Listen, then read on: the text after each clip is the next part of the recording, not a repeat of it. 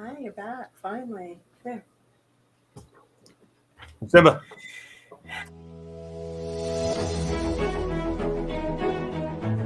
Welcome to the most important podcast you are listening to right now. The A Show with April Hunter and Aron Stevens.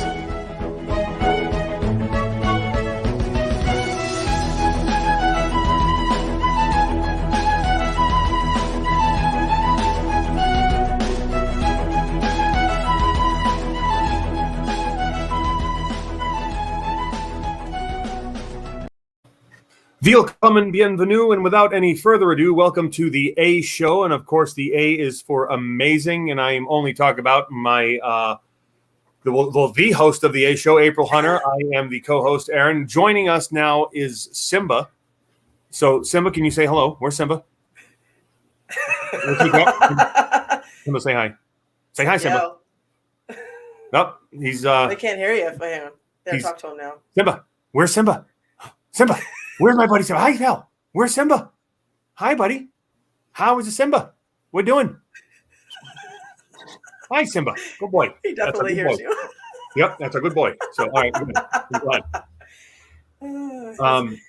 He's been under the bed all day long because I have a foster dog, and they're not the best of friends some days. So, or rather, there isn't they haven't built the trust bond yet, rather. Yeah, sad. Yeah. So. A little bit sad. But. Yeah, they don't get there. No. But tell us about the foster dog, Pax, I believe his name is, correct? Yes, his name is Pax. He is he's at my feet here. He is an elder pit bull, a little bigger, about 11 years old. He is deaf. I think he's always been deaf. He's partially blind. He has a separated knee. I'm kind of relating to all of this, you know. Just feeling it. So he's a little bit high maintenance, also relating to it. No, seriously. So I share him with his other foster because he is a handful. So we go week on, week off. I don't know the guy who I share him with very well, but he takes good care of him, and we just shift him back and forth. So because he knows, he's mapped out our houses and he knows us, so we trade off. Cool. That's very cool. So he's a good boy. Good. So there's not a huge line for people like wanting to adopt elder dogs, that are deaf and partially blind. So I don't know if that's going to happen for him. And sorry, he's unplugging my computer because he's sleeping on the cord right now. He bumps into things. Poor guy. But he would be most excellent for somebody else who's elder who doesn't like a whole lot of exercise or Yeah. So, very cool. Yeah, fingers crossed. So how are you doing? No, doing well. Just actually got off another podcast where I got into a lovely conversation with the guitarist from Skid Row, Snake Sabo, and excellent mug, by the way. And got it for a birthday gift. Yep, Ted Lasso. Talking about Roy Kent. And if you don't know, now you know. But no, it was really cool, man.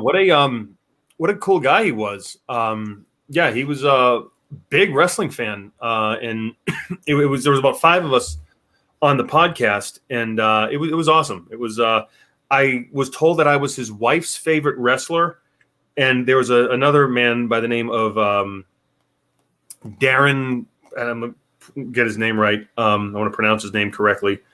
Who Darren Polotrowicz, and so he's a journalist too, and he said the same thing, and so it's weird. I'm people's wives' favorite wrestler apparently, and it was the stunt double, which I said yes, that's because I wasn't actually wrestling. I was just making fun of the industry, which is a lot of people got that humor. So yeah, well, I do believe that was one of the greatest gimmicks that WWE has ever had.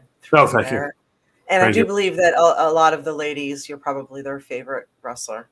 Yeah, but at the time, I wasn't as physically attractive as I am now. Let's be honest. I was going through a rough time. You're totally wine. You are so wine. Just getting better. To be honest with you, that is 100% true. You do actually look better now than you did then. And I don't know if that's And I'm the same way when I look at myself in WCW.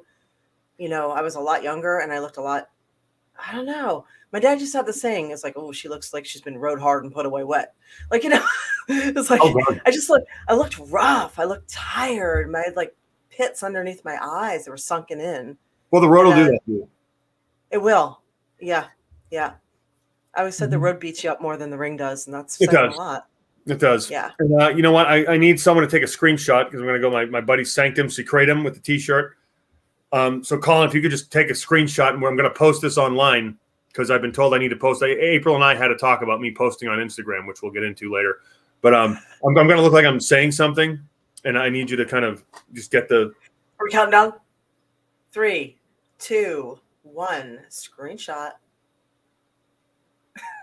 Good. So, Colin, if you could please post that. Thank you very much. I just needed to do that. You're assuming he did it. Hey, by the way, for those of you who do clip our show, thank you for that. It's like it's awesome to find that on Twitch, and then we can go ahead and share that. It makes everything easier. So when you're taking the little clips here, there, and there, that's pretty freaking awesome. We really appreciate that. So screenshots, clips, you kind of help us get our jobs done. So thanks. So today, I think we're kind of all over the place because we've had a lot of really awesome guests lately, but we haven't had a chance to really talk about some of the things going on. And I've been writing them down for a few weeks, and lots of stuff has been going on. So we'll kind of flip through the notebook. But fire it up. I also want to mention somebody sent me this. And I don't know who sent it to me, but these are badass. These are like oracle cards, and they're super cute. They're like really neat, like kind of religious, I don't know, holiday Christmas, or they're Yule cards, but they're like really badass. And I have no idea who sent them to me. Nothing came with a card. Amazon, for fuck's sake, please start putting notes with stuff. But whoever did it, you're awesome. Thank you. I appreciate it. So these are fun. Very cool. Yeah. So you dabble in the tarot. I know. And speaking of oracle cards and energy, I had a thought yesterday, and we kind of touched on this, you and I, and I was wondering, has this ever happened to you where you meet somebody and for no explainable reason, you just instantly dislike them? It's almost like two ends of the same, same magnet repelling each other. You don't know them. You have no idea why you don't like them. Has that ever happened to you? Yes. And even though like other people are like, oh, they're so nice, blah, blah, blah, blah, blah. Yeah. And it's not like hey, you're an asshole. It's more of I call it a repelling energy to where I just don't want to get to know this person. I don't want to be friends with them. I want to have as little interaction with them as possible. I was that way with a former employer of mine. You can probably guess who. But no, there are certain people that are like that. If we're being completely candid. Not that that's good or bad, and it could be misinterpretation of on my end. But there are people that kind of, I think, put that out sometimes, in my opinion. So I have a theory. I have a you know me. I always thinking about shit all the time. So I have a theory. And sometimes those people are just really shitty people, and we're picking up on their energy at like a core level, and we don't understand it at the time. It's just kind of like our gut instinct is picking it up, right? But what if you believe in reincarnation, or if you entertain the theory of reincarnation, okay, allegedly the soul is energy, and energy never dies. So if the soul goes on and on and on and on, some people are, we've met them all. Some people are old souls, some people are young souls. Where you run into problems is when you have like old soul kid being raised by, young soul parents. Yes. We've all seen that one too. So if the energy goes on and on and on, and everything's embedded in our DNA, what if our DNA on a cellular level, like literally on a cellular level, is picking up that this person who allegedly we all incarnate together and we're like a soul grouping.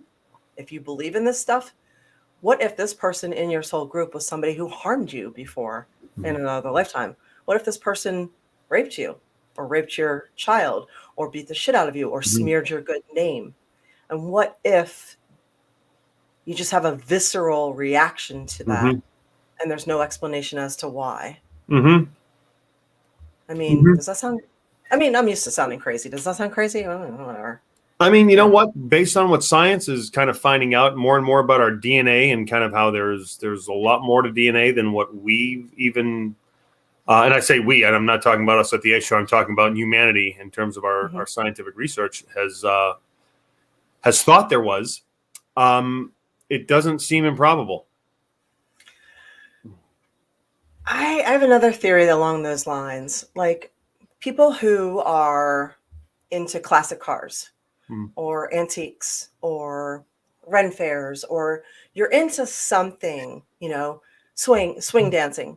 Oh, okay. Well, let's clarify that, please. Swing dancing. Yes, swing dancing, not the other. You're into like the hipsters who are into like vintage clothing. Say you're into something that is from another era. Something about like good wrestling. Right. Yes. Like good wrestling. So you're in something about that connects to you and you're drawn to it, right? What if that too is embedded in your genetic code, your DNA? So you connect to these antiques because at one point your energy was connected to a human who collected those antiques or something like that. Your energy was connected to a human who really liked Victrola records or, you know, a 1920s Oldsmobile or, do you know what I mean? Do you know what I'm saying? Yeah. Or lived during the Renaissance era. So you and all the people at the Ren fairs are all of the same type of person. You've been there before. You were from the Viking era, or you were from the pirate. You were pirates at one point. You know what I'm saying? Yeah. So just, I mean, you know, I don't know. Yeah, you know? I think it's interesting. I think, like, you know, with oh crap, I didn't plug my microphone in. Wait a minute. Sound better now? No, it sounds worse. You're kidding me. I don't know. What do you think? Well, no, I mean, just turn it up, I guess. It sounds... You actually sounded fine before. No, yeah, you sound a little echoey, but you sound really you sound a lot better now. It sounds like it's coming through your mic now, Aaron. Oh, it is coming through my mic. Okay, good. Yeah. No, I think, you know, with most things regarding human beings, there's probably more than one answer, right? Maybe something happened to where, and you said this example, right? Like where you met a girl whose mother who passed away or something like that. Like, was at the Renaissance fair a lot. So like her connection to the Ren fair is that it's more of an emotional connection and kind of like nostalgic with remembering her mother. But then there are, you know, other people who like the way people look in corsets. Other people just like me, but then there's probably the people that are just naturally attracted to it for whatever reason. That they just can't put their finger on it. They just kind of see it and they're like, oh, that's my thing. And I think it's not just with stuff like the Ren fair. There's probably like all other aspects of society that like we're attracted to these different things that evoke certain emotional responses in us, whatever they may be, that kind of could just rehash or just seem familiar. And that's the thing, like there's this familiar feeling. Like I know, you know, people that go to the Ren fair and they're just like, oh, I'm around my people. Yeah. Like these people get it. And that's cool. That's very, very cool. I remember when I went. Oh, go ahead. No, I was gonna say, go ahead. No, go ahead. I never told that story about that young girl. So, go ahead. Oh, sorry. I'll steal your heat. No. Just remind me after. I'll do it after this. But yeah, I think, you know, look, for whatever reason, I think all of us are just attracted to certain things, right? Whether it is the Ren fair. You were saying when you went to the Ren fair, you were telling us a story. Oh no, when I went to the Ren fair, I was just like, okay, like let's do character study. And I mean that of course went away quick because of the meat and the $5 weapons they were handing out. But like it was interesting. Like, okay, there are all kinds of people here. Like, why are these people doing this? Why are these people dressed up? What's the hook, I guess? What's the allure? And then as I spent more time there, it was just like, oh, all right, well, maybe next time I'm going to wear a pirate shirt. Like maybe we'll see here. Excuse me, I'm battling a bit of a sinus cold, shall we say. And yeah, that's kind of, yeah, that was just interesting to me. And it was really cool. And I've always tried to, when I go to a different place, like right when I was in Puerto Rico, living down there for a year and a half, I said, all right, you know what?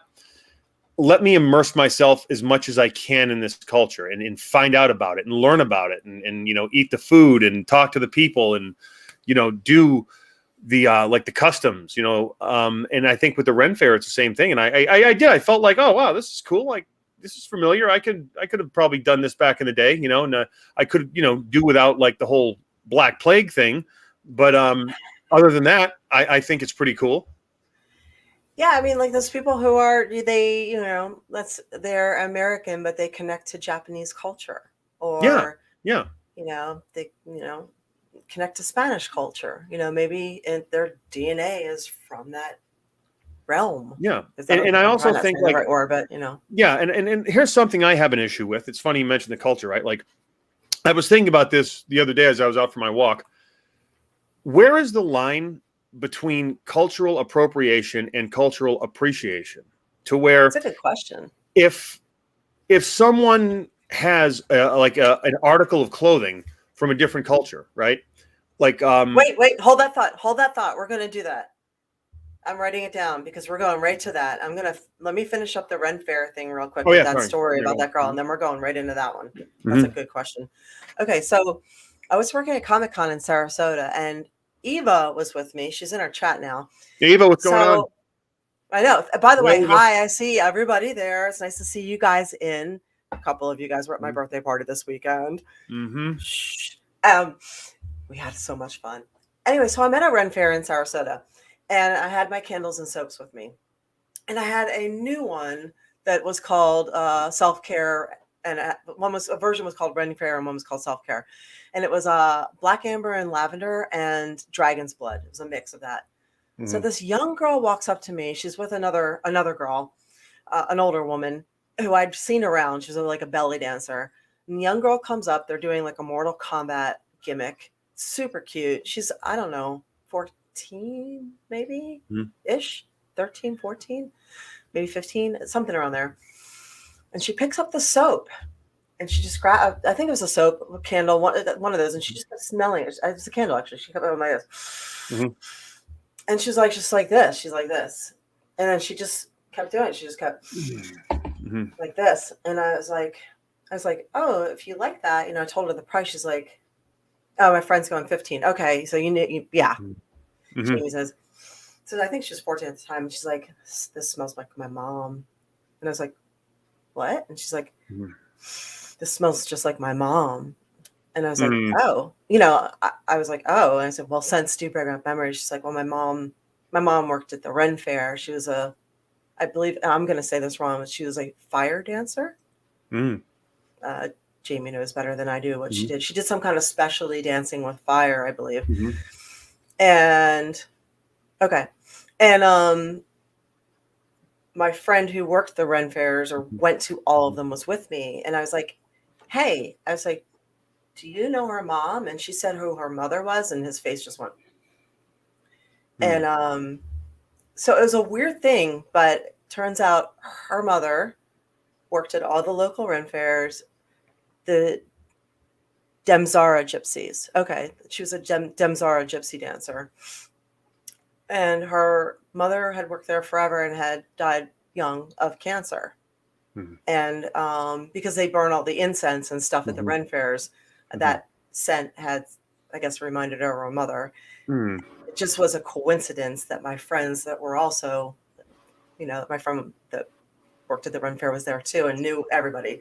So it's like one of those things where you walk away at the end of the day and I'm just like, wow, we really are all connected. That's so cool. Yeah. Yeah, I mean, like if you, we really are all connected. Sometimes we don't see it right away, but we are, and we will come back to that after you talk about your cultural appropriation versus cultural appreciation. Oh no, I don't think Let's we go to need to that. come back to it. I don't think we need to come back to it. I think if anything, this is going to kind of highlight your statement about us being all connected, right? It's come to my attention because there's a ton of snowflakes on social media, and I mean there's snow, like the headlines too are very snowflake. Everybody's individual.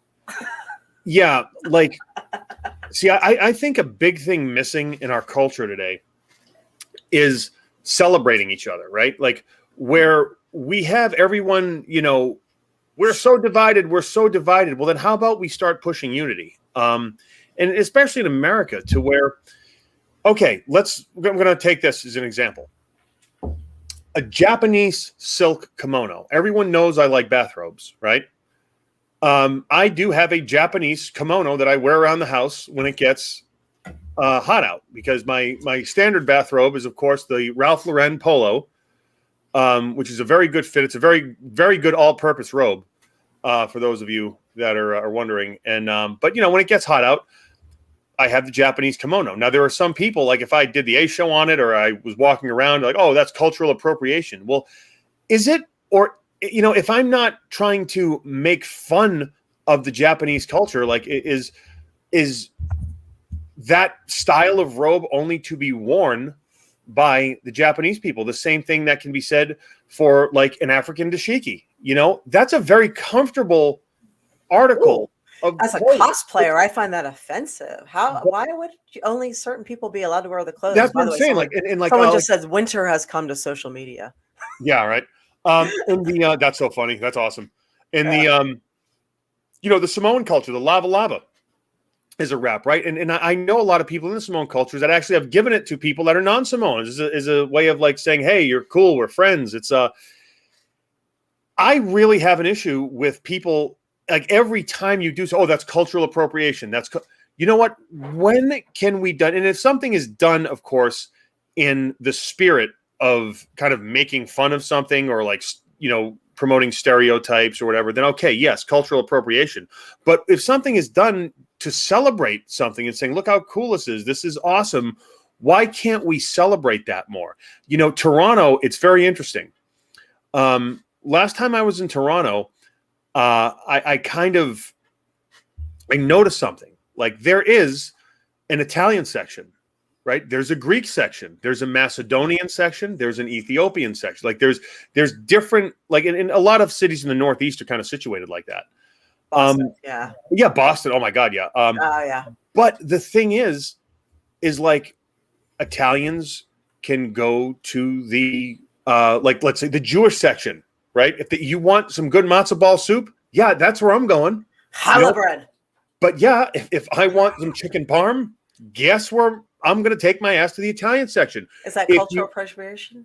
No, to me, it was very much a celebration. And like there's not like people didn't look at people, I've noticed, as like, oh, what are you doing here? No, people welcomed everyone. Number one, commercially, that's great because all people want to go there and kind of get the best. You get the best of everything without, number one, trying to water anyone's culture. Oh, we're all the same. And no, like people are just celebrating. They welcome people to their businesses and to their other areas. And it was just cool. And I'm like, wow, why can't we be more like this in the US? Because we have such a vast spectrum of different cultures. And every culture, like, again, for me anyways, being able to travel a little bit, there are so many wonderful aspects of every culture. And why can't we celebrate that more? Why? And if it is in a true spirit of, celebrating the good as opposed to, making fun of or feeding into stereotypes. And I think the majority of people don't want to feed into stereotypes. And I just think it should kind of be an area to where like we can do that. We can say, hey, let's take the best of everything and let's all kind of unite that way while keeping our own identity. Excuse me. I next time somebody says cultural appropriation, you just turn around and be like, judgment. Judging. Yeah. Yeah. Yeah. Hashtag not COVID, right? Yeah. Yeah. Right. Yes, exactly. Yeah. We can only hope. Right. Um, So no, I'm with you on that. okay. You know what? Ali RX, good point. A good talking point. So do you believe if someone was to dress up as a Native American, that is cultural appropriation? Like, is that or isn't that? Like, let's talk about that. If you don't mind, April. Well, you know what's weird is you said that and the back of my neck prickled, and I thought, well, you know what? There's certain things that maybe are kind of off limits. Mm-hmm. Okay. So like, I don't know. Maybe it depends on how it's done, or maybe let's leave the Native Americans the fuck alone. So Okay. Yeah. Yeah. But if it was done to like celebrate like, okay, let's say a child genuinely like wanted to, because I have a little bit of Native blood in me, and I remember like one time You're Canadian, everybody does. Yeah, I know. But no, like I wanted to like dress up, and it was very much as a child, right? And when we say like as a parent, if you go, oh, you can't dress up as that because it's inappropriate, right? Okay, and you know what? It may be, right? So what I'm genuinely wanting to know, what message does that send, and like how is that inappropriate if we can't celebrate our history? Now there's atrocities, and I think what really needs to be done is like we're doing it, where we're acknowledging, you know, the atrocities that have been committed to the indigenous people of North America, and it is an absolute horror what's going on in Canada and how the indigenous population is being treated there with their water lines and everything. And I really, really hope that, you know, in 2021, we're better than that. And I think that needs to be addressed more than now. Again, I'm not taking away from like, okay, if the costume would be offensive and it can be construed as offensive, okay, let's not offend anybody. But I mean, me being part Native, like I wouldn't be offended if someone did that, and you know, it wasn't done in a horrible way. But again, you know what? We live in times that are changing, and I think that's it. You know, like what if people there are Gothic, and I know this is actually stretching, so I'm not even going to say that. Like we're not even going to go there because but no, that's a good example, I think, and thank you for bringing that up. I appreciate that. Good conversations to have. Someone said, hang on, I'm reading some of the comments there. So I love a lot of the cultures, having lived kind of all over. Like I've lived in Mexico and in Europe and in Japan, and I just really like being immersed in the different cultures. I don't know. I love what they have to offer that is so different than what we are here. And Alexa asked, why are so many Americans crazy about German and European things? Well, I think it depends. So Germans in particular are known for making things that are very solid. So like cars and machinery. And if you want something that's high quality, you get a German version of it. So I remember buying a dog leash for my dog, or Bella, and I got, you know, the retractable leash, and it broke right away. And I remember shopping for another one, and there was a German version that was a lot more expensive, but that one never broke. So, and someone pointed out to me, they're like, if you want one that's reliable, get the German one. I'm like, all right, that makes sense. You know, there are things that we don't do very well in America. We're friendly. You know, we have a lot of flavors of yogurt, but we're not super good at chocolate, beer, bread. Oh no, we're horrible. I tell you what, we compared to the chocolate in Europe. Right. Thank you. We actually put carnauba wax in our chocolate. We put wax in our chocolate. Horrible. So you know, that's why. No, I did actually have bread up northeast that was comparable to the bread I've had in Paris. So But you can't get that everywhere. Yeah. It depends on the water. Oh, so. And Allie, okay, this is an interesting comment. So, and I am not familiar with this term. Latinx genuinely offends me. I'm a Hispanic and find that word incredibly patronizing. What does Latinx mean? What is that? I don't even know what it means. Yeah, this is Allie. Thank you for joining. I can fill you guys in a little bit on that. I know you can. You're married into the Latinx thing is it's a non-binary, non-gender way of saying, instead of saying Latina or Latino, you say Latinx, and it doesn't offend anyone who is non-binary, non-gendered. It's just another way of not saying man or woman. Oh, so it's a politically correct term? Yes, it's a politically correct term for saying Latin or Latino. So you don't have to say Latino or Latina so you don't offend anyone. Well, you know what? What about the people that genuinely identify as Latinas or Latinos? I mean, look, I am not Latin. So wait, let me get this straight. So we have to use the term Latinx for all Latinos and Latinas because of a select few? I ain't doing that. Isn't that like reverse discrimination? We have to change the language around? Yeah, I think Allie says it's the best. There's a lot of, honestly. It's a white. There's a lot of white progressive things that need to fucking end. I mean, seriously, I'm embarrassed of my people. Yeah, like Allie, sorry about that one. You're not the only one that hates this shit. We do too. No, I mean, I lived in Puerto Rico for a year and a half, right? And I tell you what, there's Latinos, there's Latina, and again, all for individual how to express yourself or whatever. But like, don't on a whole culture. Come on, really? I mean, that is again, Allie, on behalf of white people. Sorry. And I support you. 100%. You're white-ish. And yeah, I'm white-ish. So like, thank you so much for sharing. And Allie, really appreciate your input. But no, here's another thing, right? Yes, right. She said that is cultural appropriation. No, yes, I met Allie in New York. Very cool. Yeah. Very cool. Well, thanks for coming out, Allie. Yeah. Thank you, Allie. No, and Allie, by that is cultural appropriation, you're referring to the term Latinx, right? I just want to. That's Yeah. See, that's so ridiculous. My God. And no. All right, here's another example, right? Like when I was in Saudi Arabia, I was wrestling over there, and all of us. You kept your mouth shut. Did they just think you were one of them? No, they didn't. They actually knew. It was weird. Oh, really? Yeah. Even though, like, with my last name, it was like, so we all got fitted for like the robes that the like traditional Saudis wear, like the white, those beautiful white robes and everything.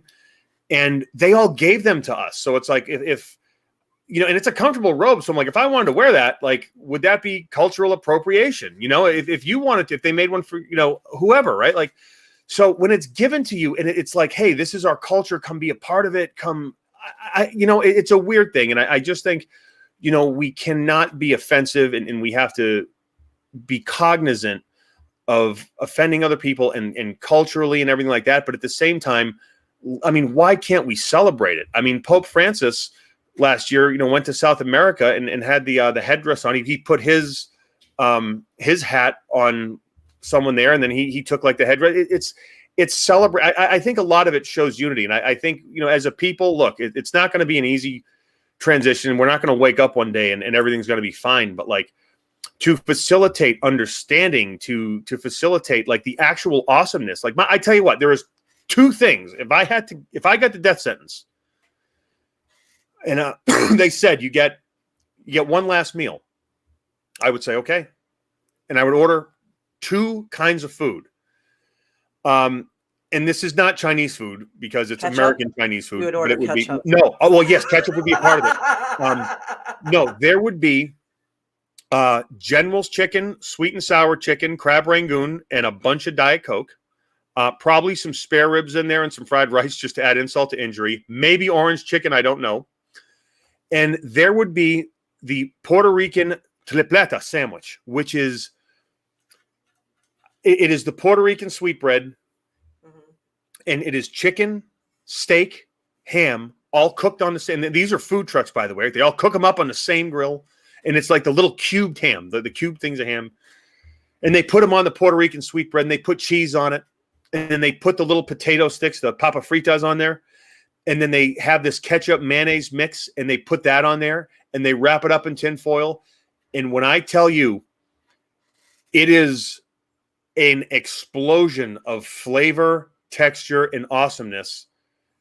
I would absolutely. I want to go to Puerto Rico, not for the bioluminescent, not for the beaches, not for any. I want to go there for the tripletas, which you can get in the neighborhoods.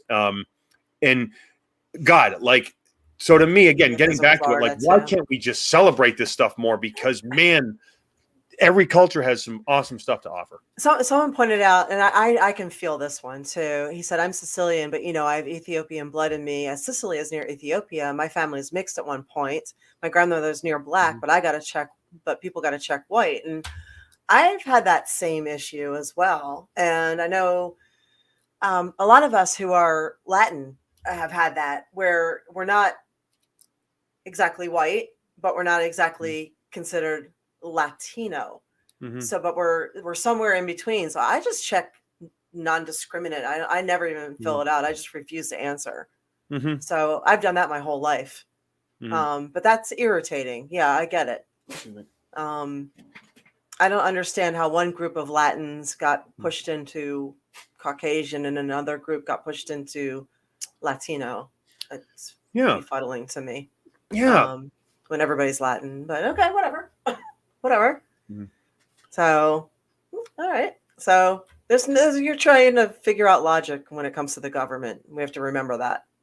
Well, I mean, is it the government or is it, I mean, who really knows who's pulling this? Like, look, there's money in, like Eric Bischoff's book, Controversy Creates Cash, right? And somehow we have monetized via social media, clicking on these stupid things that got a new phone, by the way, everyone, in case you're wondering.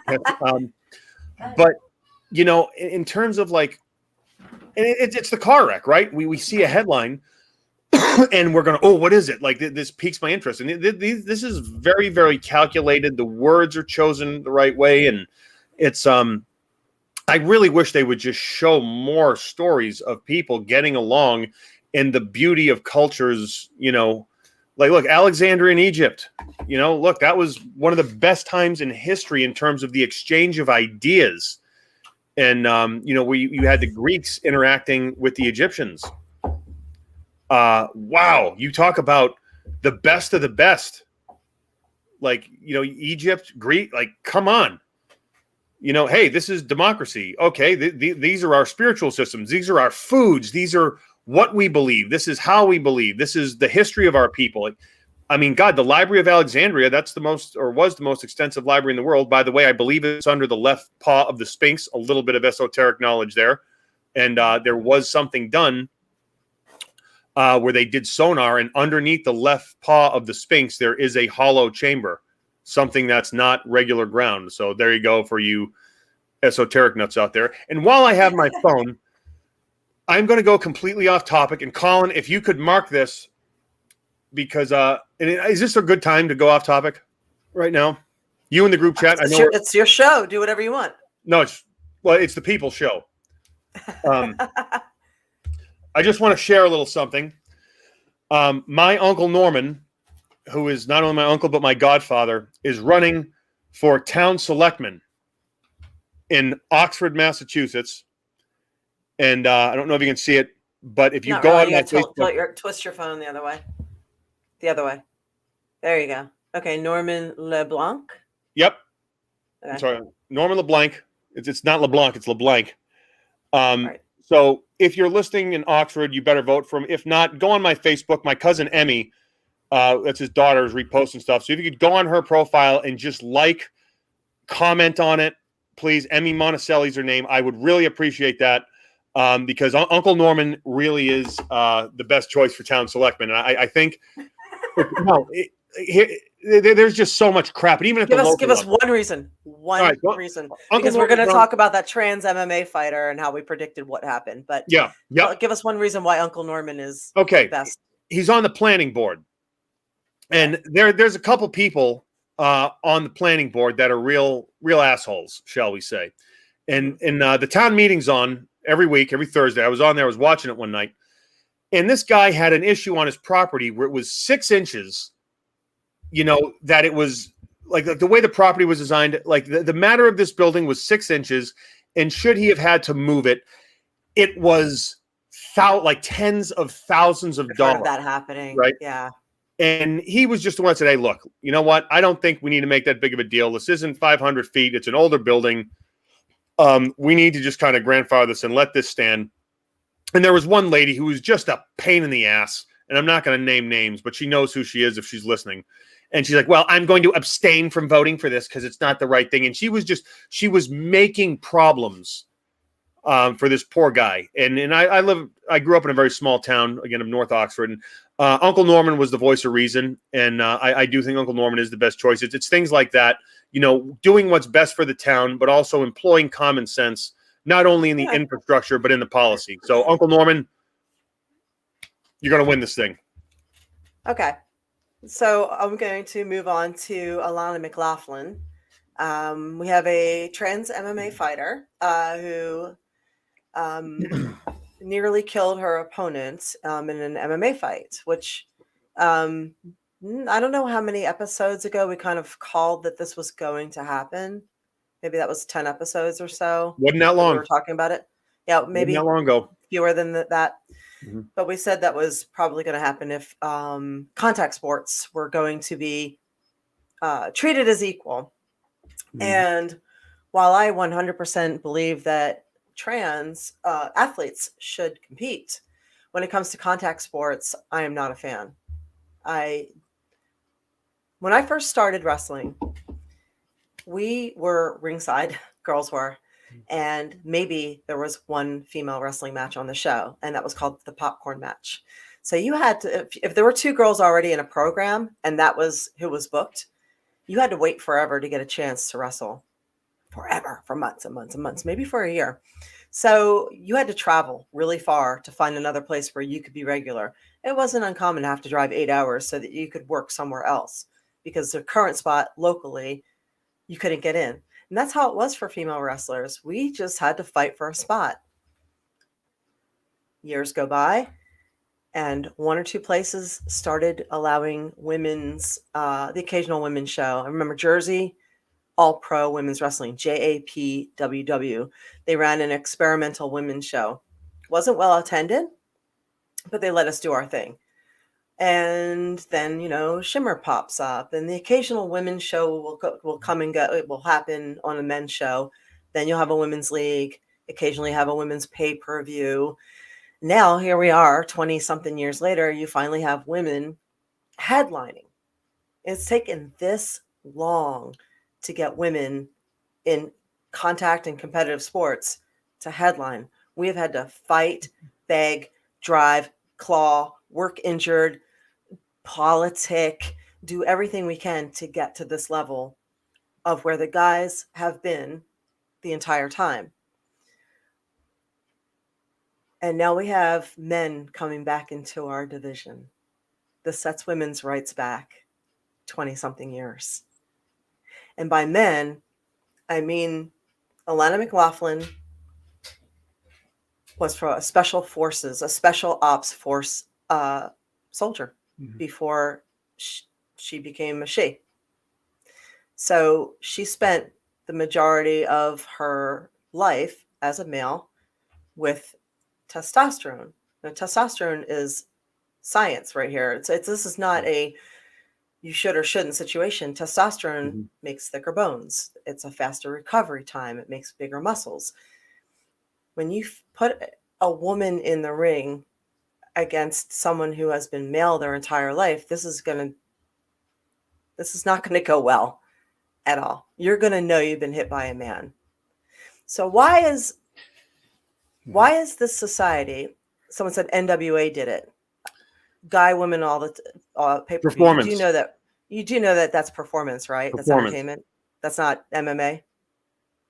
And you know what? In wrestling, there's been intergender matches and things like that. Like this is a real athletic. I did a lot of intergender. Where people can get hurt if not killed. Yeah.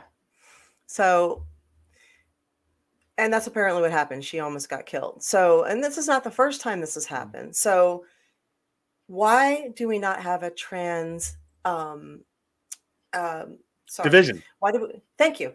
Yeah, I need Yeah. more caffeine. Why do we not have a trans division at this point? Mhm. I don't understand that. Now, I would pay good money to see the trans division. I think most people would. Why are they not starting their own division just like the women had to start their own division? Wouldn't that make sense? Because then you have an even footing. So women are not allowed to compete. Female athletes are not allowed to compete with testosterone. It's illegal.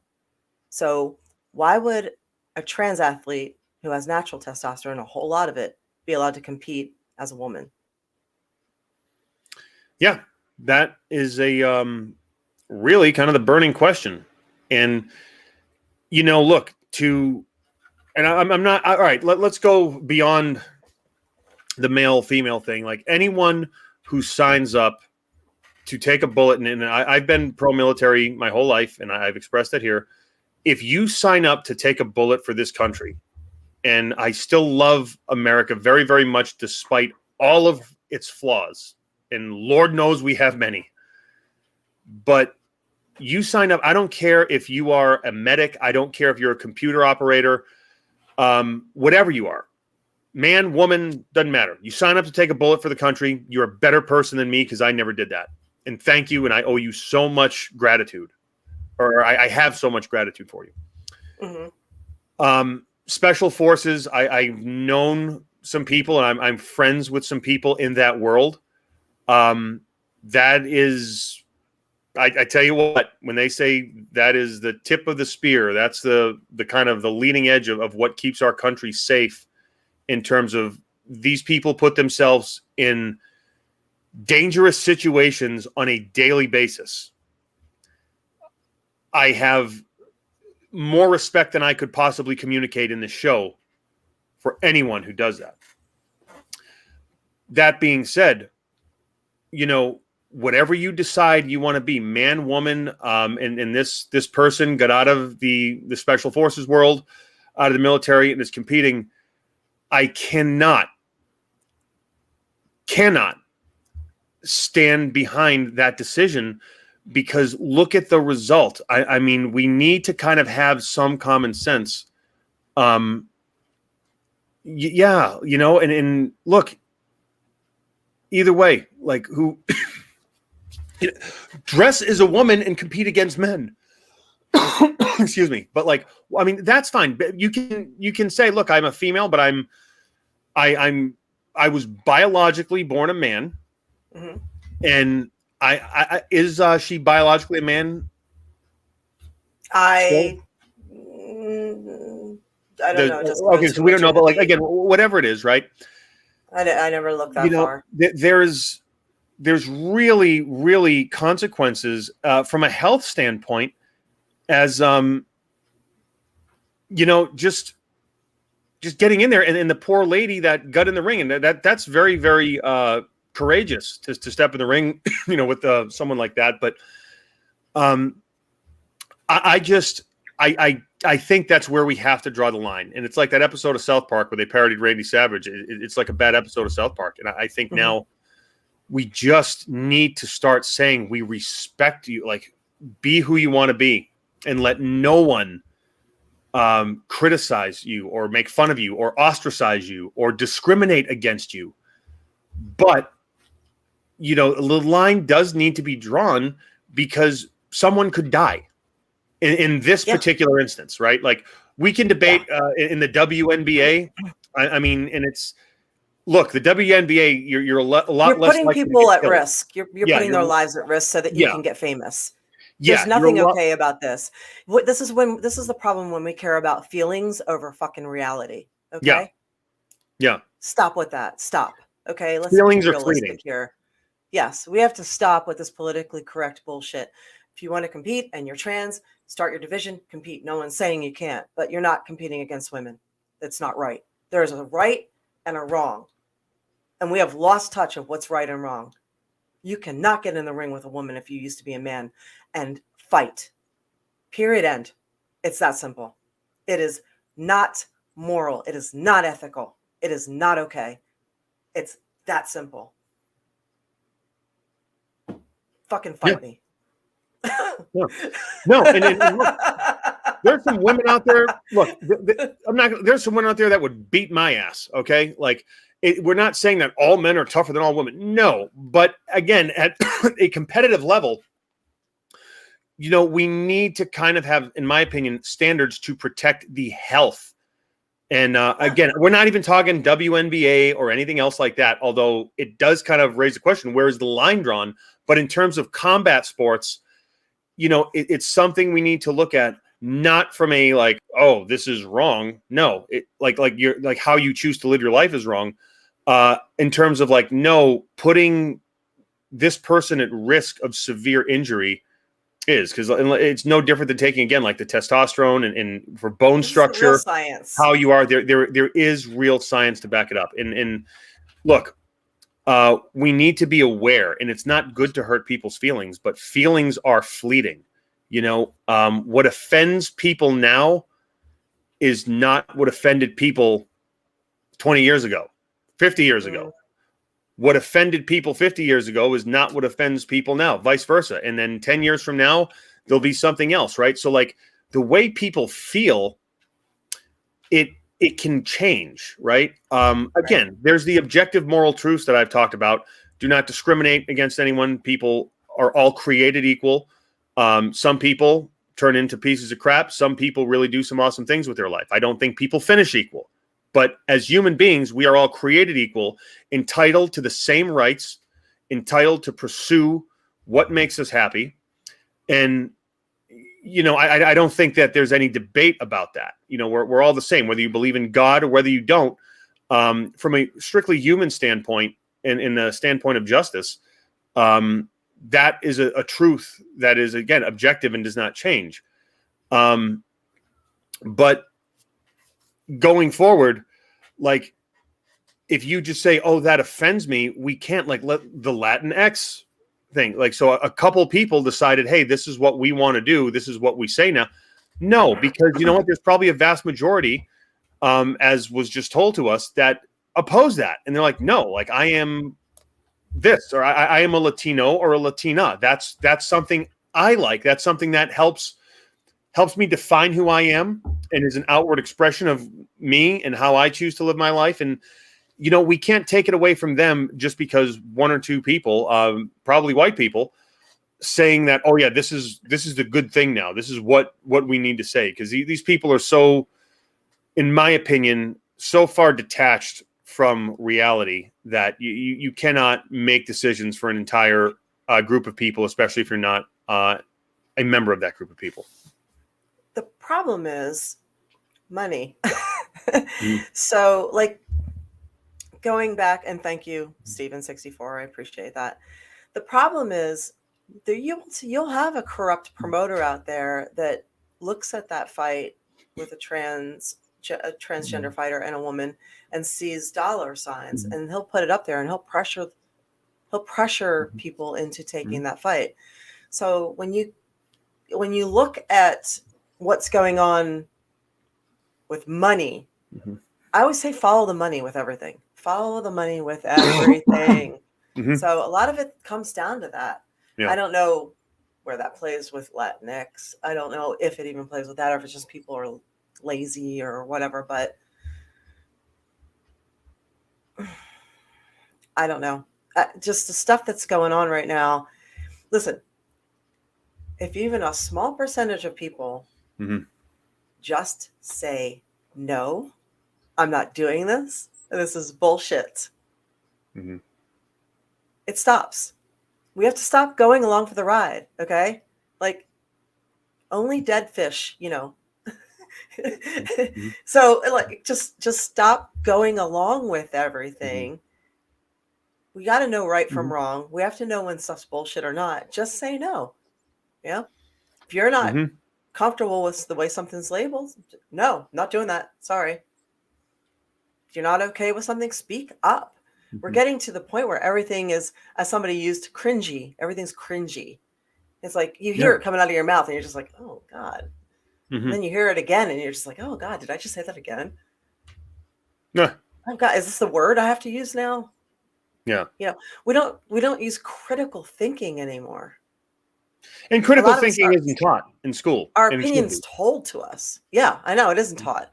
We watch the news that aligns best with our own views. We want validation, not information. They're looking for an Mhm. emotional reaction, not a thinking reaction.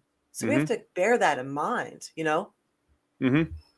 that we're Yeah. being played. We're being played by the media. They're looking for a visceral, emotional reaction from us, not to make us think. They're Mhm. trying to make you mad. They're trying to make you upset. They're trying to make you hate other people. Elevate your cortisol levels so you Yeah. have to stay glued to the TV. Speaking of that, when we're talking about cellular level, right? Mhm.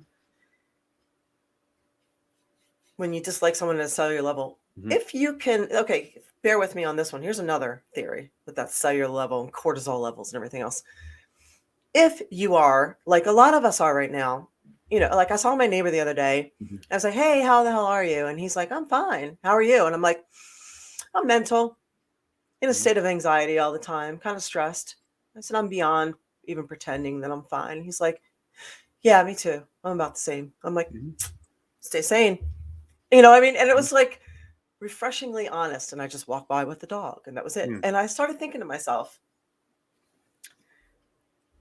if we are running on empty a little bit right now, and if we're in a state of fear and if we're in a state of anxiety, that has to be fucking with us chemically, our cortisol levels, our fight Mhm. or flight all the time. You know how they say that stress brings on sickness? Like almost every disease out there is aggravated by stress. Mhm. Why couldn't we look at this like, okay, stress affects us at a cellular level. Why couldn't we get healthier as a cellular level? Because a Western medication just gives you a pill.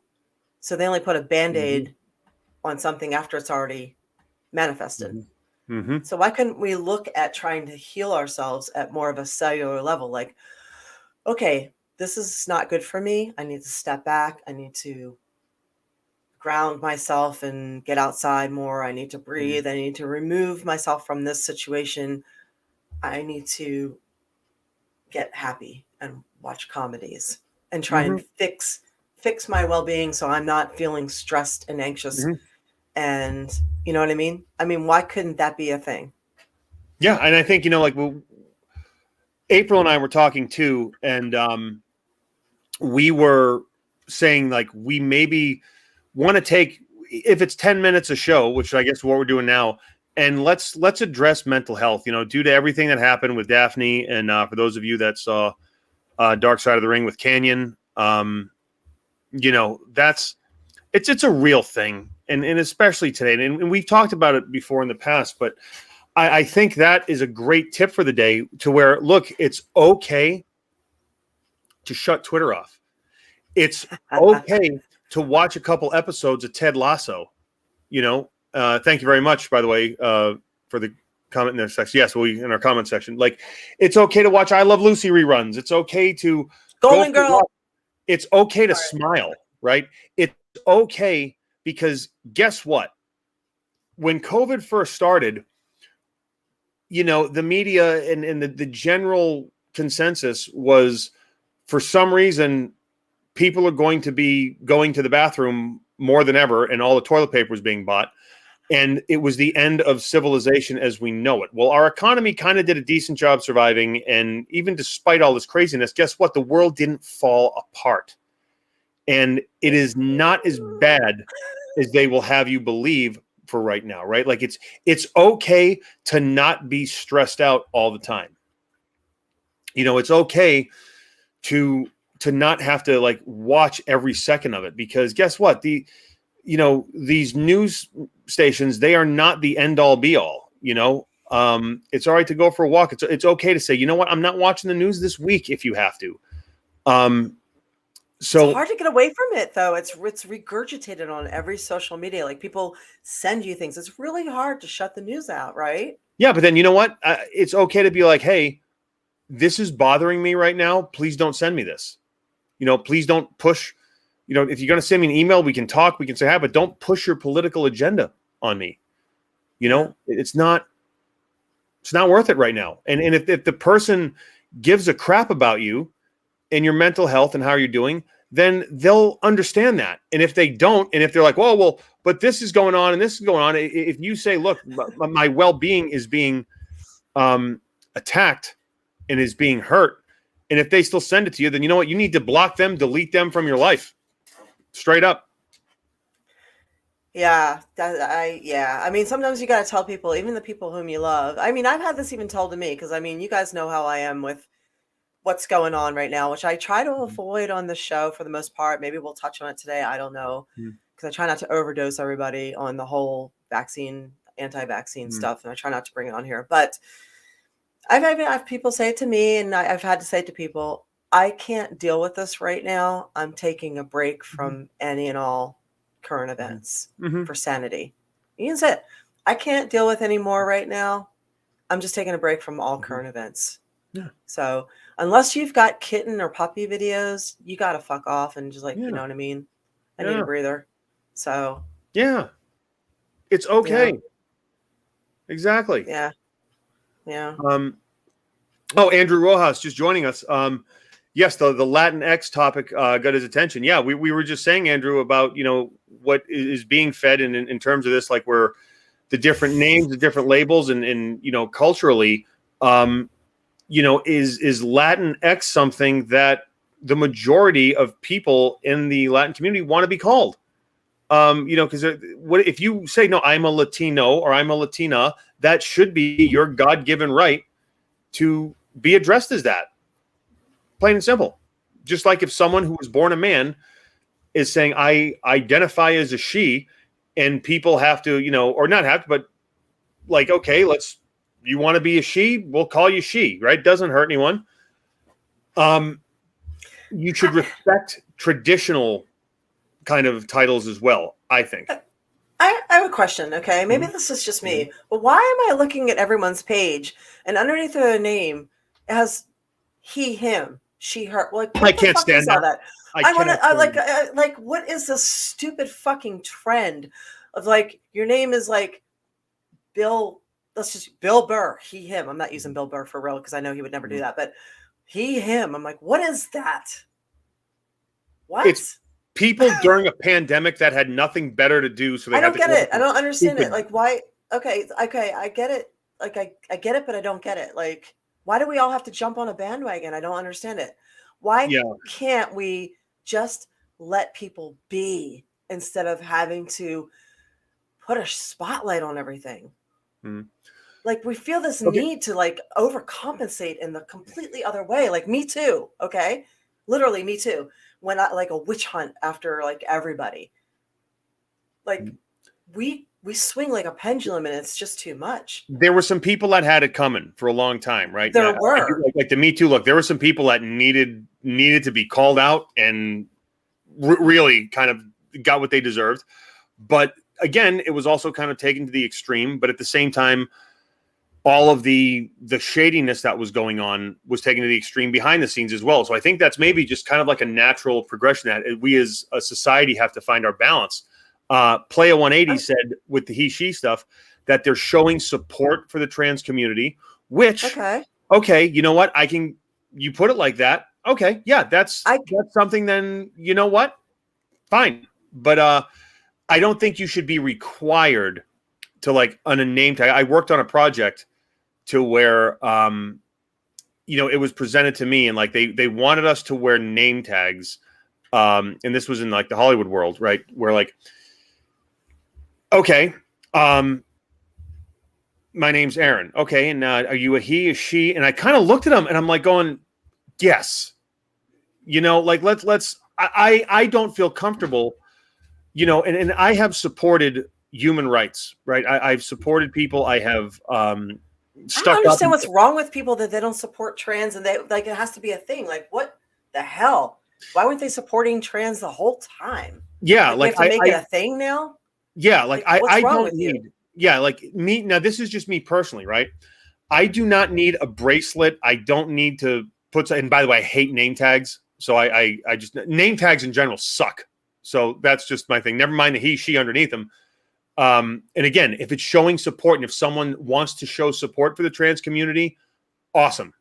great. Then if that's how you want to do it, I will respect that, and I will defend. I will defend people's right to do that, because that is their right to do that. But again, I don't need a bracelet. I don't need to tweet and post something out to support something. Like, when I see injustice, I will speak up against it. If I see someone that is hurting, regardless of their gender or what they identify as, I am going to do my best to try and help them within the scope of my abilities. That's just me. And again, like I wish I did an interview with Polo Del Mar from I believe it was Wrestling One or Ringside. I don't know these websites or anything, but I will go check. But like, and she was actually the female that competed on the NWA show, and we had just a wonderful conversation. And nothing. The central topic of the conversation was pro wrestling and the NWA, and her experience, my experience, and it was just a wonderful conversation that I thought was really cool, and I thought it was an awesome interview. And it was just, I never felt pressured to support a cause or do anything. And I showed my support by just treating people as they should be treated.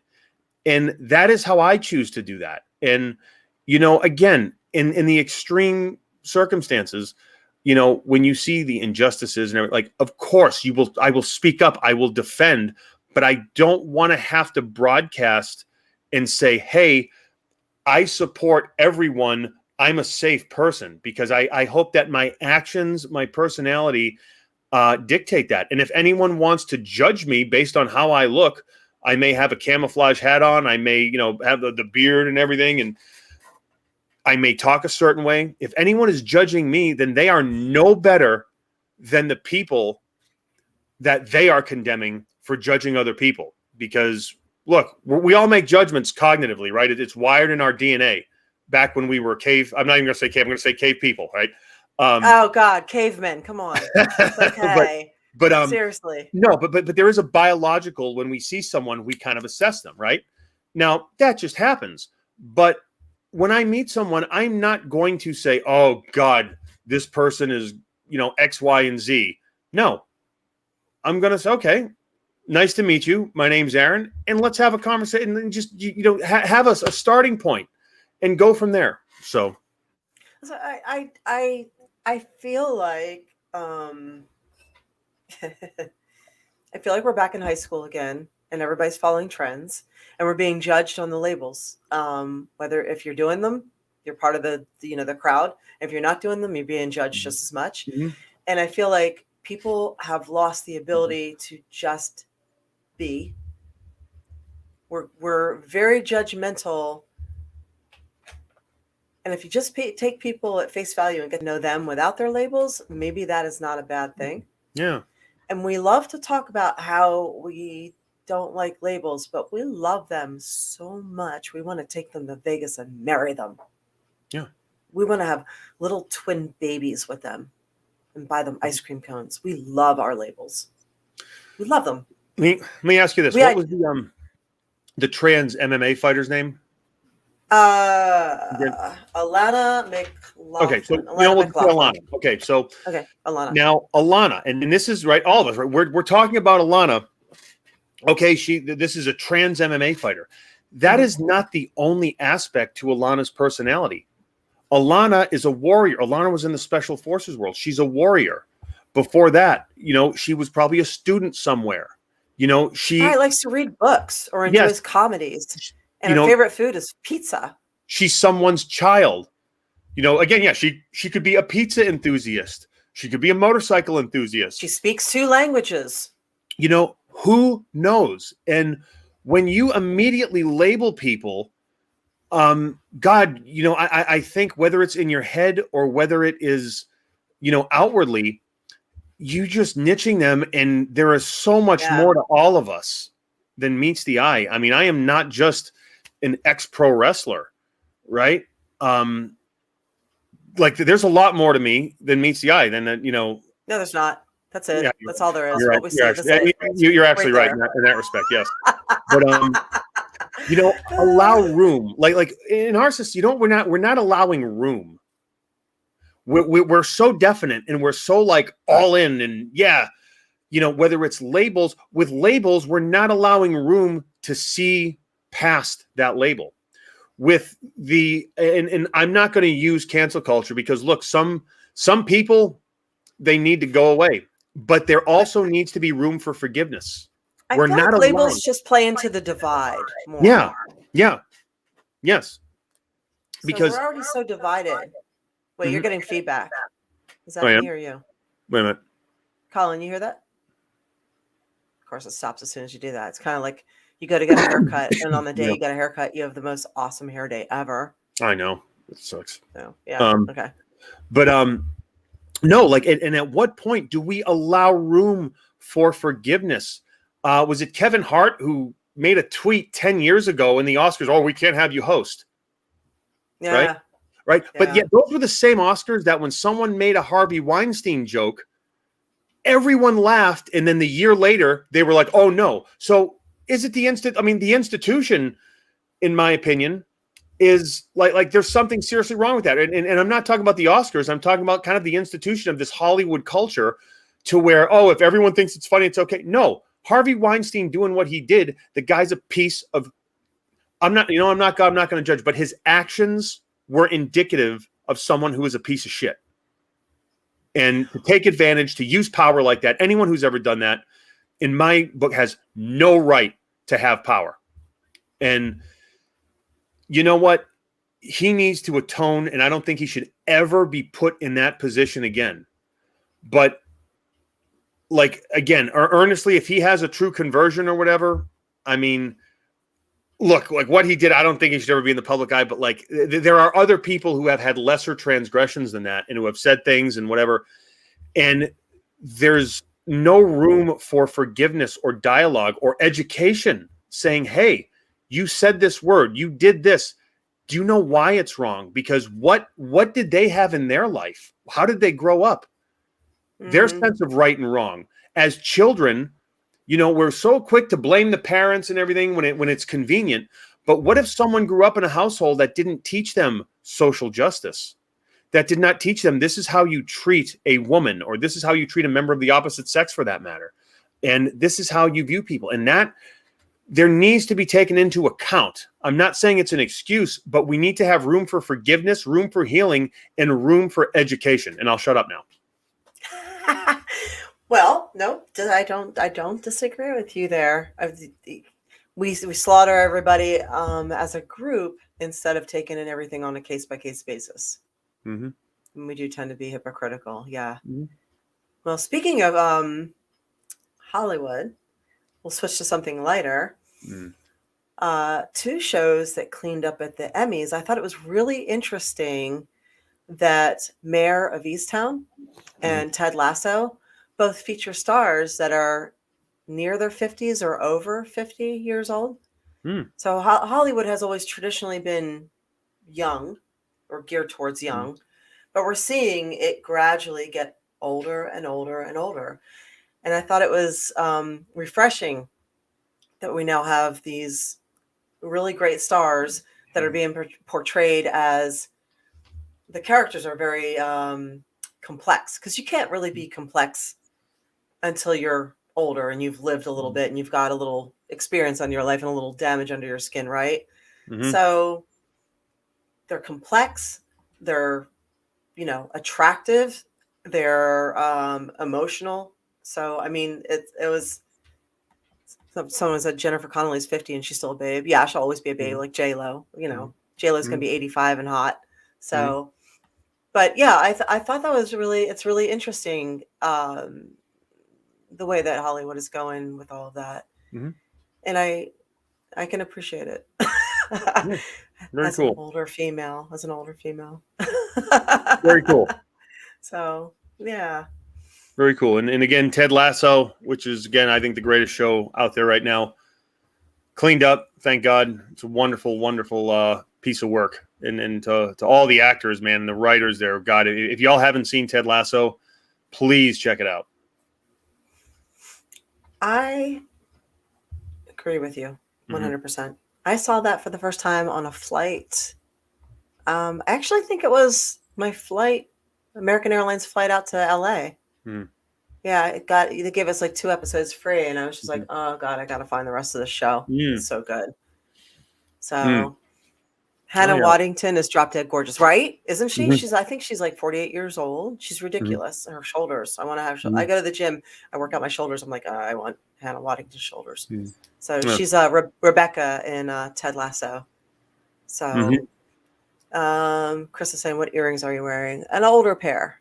These aren't the ones that you sent me for my birthday or my thingy. These are older ones to go with a buck shirt that somebody sent me. So nice. Because I live in Tampa. Hey. Go So Bucks. one of the things one of our listeners asked, or Eva, one of our regular listeners mentioned, was something interesting that I thought, and maybe you guys can help us with this too. It was this is regarding mental health. It was trying to get real help, real mental health care when you either are unemployed, underemployed, or you are gainfully employed, but your deductible is so ridiculous that you have to pay in cash anyway. So trying to find something affordable and decent on a regular basis, therein lies the challenge.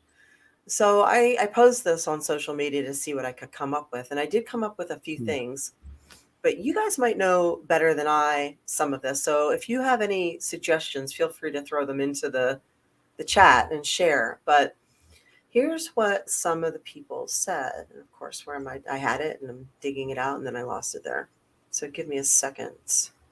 Damn it. Why does that happen to me? It's right there and then it's gone.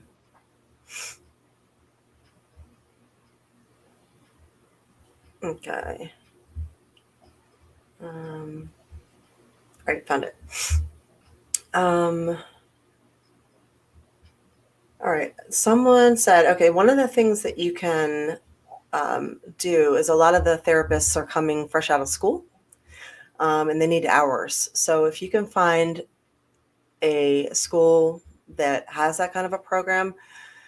Now, the disadvantage of that is that you're not going to build up a relationship with one therapist because they move on after a while. The advantage is it's super cheap and you can get access to therapy. So there is one option for regular therapy, and I believe it's pretty inexpensive because you just need the hours. It's kind of like going to the massage school people just trying to get their hours in. You get the cheap massages. All right. Let's see. You can also check, and you're looking for a sliding fee scale. So a lot of therapists will do a sliding scale or sliding fee scale. Someone suggested something called BetterHelp. She said they do sliding scale that's income based. So that might be online. Counseling services are free at some colleges. There are programs where psychology departments offer free counseling by graduate students. It's strictly supervised by department heads, and they can recommend other lower costs or free services if necessary. So 211.org also lists community services in any local area. And NAMI, NAMI, can also give you what's in your area. You just kind of click around there and you can find some things. A nonprofit counseling by text is called crisistextline.org. So I believe it is anonymous and you can chat by text. So again, that's crisistextline.org. Very cool. So if you don't feel like calling a hotline, you can do it that way. Let's see. There is an app called Doctor on Demand, and you can talk to a doctor for free. A friend of mine says his wife has done that. She has, I believe she has bipolar disorder. And allegedly the first one is free, and then you pay for the after that, it's initial setup, but some people don't have to pay at all, so it depends. Now again, I know this is strictly an American problem. So the one thing that America has that nobody else has is for-profit healthcare. That's why we have our proud crazies. We have so many issues here. We have a lot of obesity here. We have a lot of gun problems here. This is because we have mental health issues here and not enough mental health services because we do not have universal health care. So trying to find options. That's what we're trying to find for you. And of course, you can always fall back on things like AA, Al-Anon, Narcotics Anonymous. It's not ideal, but the collective hive situation can be helpful. So those are some options, as well as some of the clergy are also trained therapists if you are religious. So these are options that for regular therapy that people might not be able to, mental health care is not cheap sometimes. So yeah. And if you know more stuff than I do, let me know. I'm always interested to know. Mental health care is not cheap, but neither are the ramifications of not having mental health care. So yeah. That was really cool to share. Wow, very, very awesome. So I'll see if I can get a list together of links and put those up if anybody wants that information. And like I said, if you know something I don't, please tell me. Yeah, very cool. I think the toughest situation is when people are gainfully employed, but their deductible is so high that they don't qualify for the sliding fee, for the sliding scale. Yeah. And they're, cash strapped where, their mortgage and payments and everything. What are you doing? We're recording this. Why? Because I'm going to say, like, when we talked about mental health, like that's I think that's become one of the it's quickly becoming, I think, one of the positive things about our show is that we're both crazy. Yeah, we can relate. Absolutely. And that, like, you know what, we laugh. We sometimes shows are serious, sometimes they're not. But I really am kind of digging the fact that we're all able to kind of every week, all of us, and that goes me, you, Colin, all of our listeners, and we're able to kind of sit here and talk and just help each other with stuff. And that's kind of when we started to do the podcast. What we wanted to do was, like, we didn't want to just sit here and talk. We wanted to actually, like, make a difference. And if this is the way that we're kind of making a difference in terms of, like, this is just kind of a safe space for everyone to just come and not, bash anyone or just share their ideas and learn and educate and kind of find out about stuff.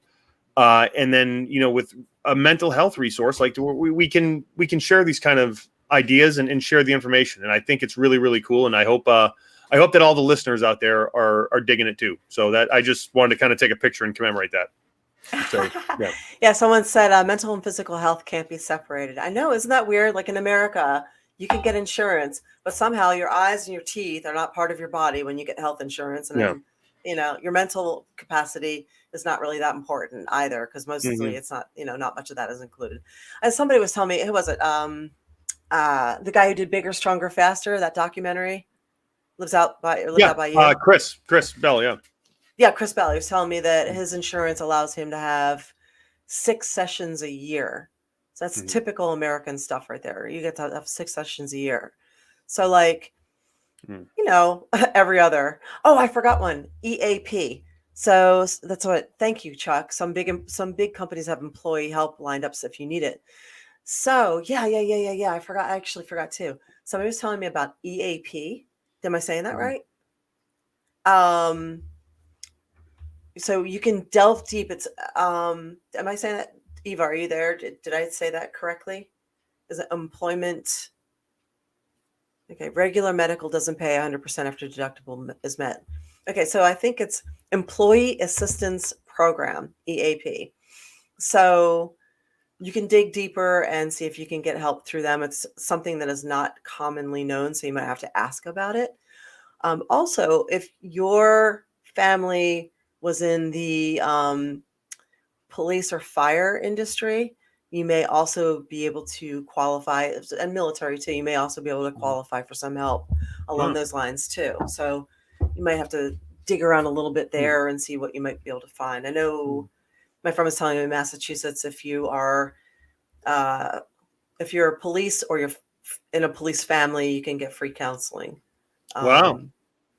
Because, like if you're a kid, it's stressful when your parents leave and they're one of them is a cop, and you don't necessarily know if they're ever coming back home. So that's true. Yes, my father was a cop. I grew up with that. Yeah, and that's a thing. That's like, that's a thing. So same with if you're a fireman, So it can create a certain kind of panic and anxiety for people, the abandonment thing. So yeah, there's that. So yeah. So again, on a cellular level, if you don't want to just take a pill to get better, medication is important. I'm not saying it's not. It is. But you want to try and get better on a cellular level. Sometimes you need to step back, get away from the screens, get away from the people that are driving you nuts, even if that's us. And do your breathing, get outside go outside for a walk barefoot in the sand, in the water, in the grass. Do the things when you were a kid that made you happy. Go build something, go paint something, go do something, go play a video game, or a board game. So do something fun that kind of, so. Yeah, no, agreed. If this show's stressing you out, then just tell us to go piss off. Like there you go. See, Pax is with it. Yep. But well, I think he is letting me know that it is time for him to go pee and poo poo. So and we have we're at about an hour 26 minute. That's pretty good. Yeah, and there's you can't see the peck twitch, but we're twitching, which means we're about to wrap it up. There, do it. There we go. Yep. And the shirts actually, but the Sanctum Secretum, great people, Masonic themed t-shirts, which is amazing. And April, anything you would like to end with? Well, I want to say thank you to everyone that took good care of me for my birthday. I was kind of overwhelmed by the cards and gifts and gift cards, and I haven't gotten to everything yet, and I haven't thanked everybody yet. I'm going slowly on that because I was quite honestly kind of drunk this weekend with my friends. So and then recovering because I don't recover like I used to either, apparently. So I'm moving slow, but I am extremely grateful and I'm loving the love. So thank you. So there's that. I also, if you are an open-minded person and a thinker, I did just write something based on the separation that's going on right now and the mandates of the vax and the unvax and how we need to unite and not view each other as enemies, and some new science and information that has come out. And if you are interested in reading that is up on April Hunter blog, and it's also up on medium.com. You can find that if you search me. And it's 14 things we should know right now. So you can find that. And as far as appearances, I don't have anything new coming up. And I just want to say thank you to everybody who has been here and who is being super cool. How about you?